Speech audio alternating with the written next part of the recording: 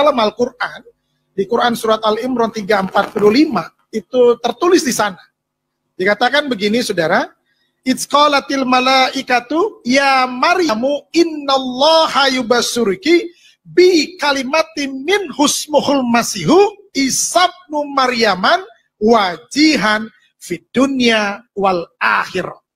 Jadi ketika itu Al-Quran bilang begini, ketika itu Allah berfirman kepada malaikat Jibril, hai malaikat Jibril, lu datengin deh tuh Maryam dan katakanlah kepada Maryam, innallaha yubassuruki bi kalimatin min husmul masihu isabnu Maryama. Kasih tahu kepada Maryam, ini adalah kabar baik, ini adalah kabar sukacita, bahwa engkau akan mengandung dan melahirkan seorang anak laki-laki yang bernama Isa. Isa putra Maryam. Dan sudah tertulis namanya Isa, bukan yang lain. Isa putra Maryam. Siapa dia? Dia itu adalah wajihan fid dunya wal akhirah. Dia penguasa dunia akhirat, saudara. Ini pribadi yang luar biasa, saudara. Itu sebabnya Al-Quran mengaminkan bahwa seluruh dunia, siapapun dia yang masih manusia, itu harus merayakan Natal. Yang masih manusia. Kecuali udah berubah. Kan gitu. Kenapa? Karena Al-Quran sendiri sudah menyatakan itu. Kok Al-Quran menyatakan itu ya? Yes, ini hal yang sangat penting. Kenapa yang dibawa? Keselamatan dunia ini. Manusia itu butuh keselamatan. Ketika manusia itu butuh keselamatan, apa yang harus dia lakukan? Dia harus mencari keselamatan itu. Bagaimana caranya mereka mencari jalan keselamatan itu? Ada yang rambutnya dibotakin supaya kudus, katanya. Ya kan? Ada yang harus menghadap ke arah mata angin, karena di sanalah ada Tuhannya untuk selamat. Lalu ada juga yang harus mengorbankan korban untuk selamat. Harus bawa sesajen untuk selamat. Nah, kalau di dalam Yesus itu nggak butuh yang kayak gitu-gitu. Justru ketika manusia tidak menemukan jalan keselamatan itu, apa yang harus mereka lakukan? Mereka harus mencari yang namanya sirotol mustaqim, jalan keselamatan itu penting bagi manusia. Kenapa? Karena di dalam dunia ini cuma dua tempat, surga atau neraka. Nah, semua manusia pengennya ke surga, betul ya? Tapi ingat, kalau mau ke surga, harus kenal sama yang punya surga. Kalau kagak kenal, ya mikir aja sendiri kan gitu.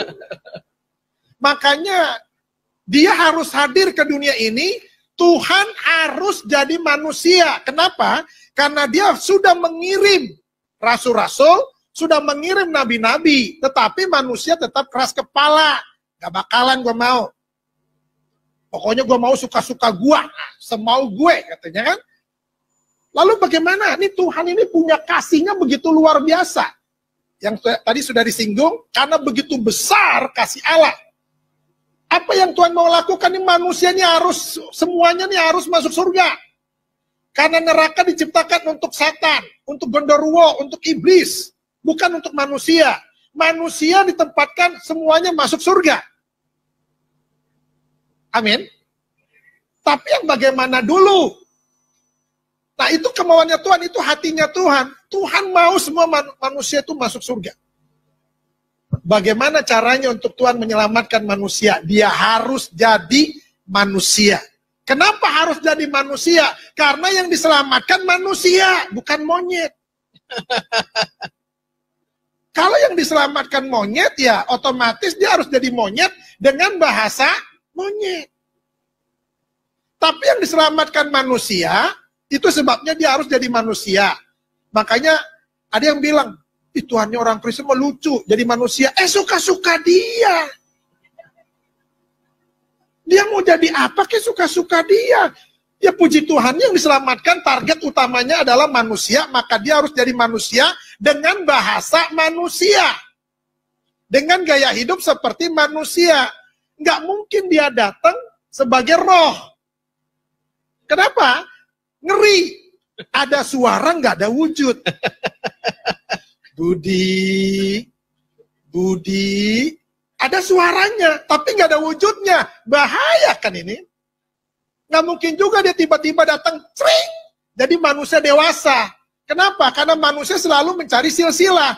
Dia anak siapa? Bapaknya siapa? Tapi ada tuh yang model kayak gitu, Bang. Ada ya? Mr. Bean. Ah, Tuh, jatuh. itu manusia nggak jelas. Maka hidupnya juga nggak jelas. Yesus harus jadi manusia. Dengan bahasa manusia. Untuk tujuannya cuma satu. Manusia harus diselamatkan dan dibawa ke surga. Makanya ini manusia yang sangat suci. Al-Quran bilang begini, saudara.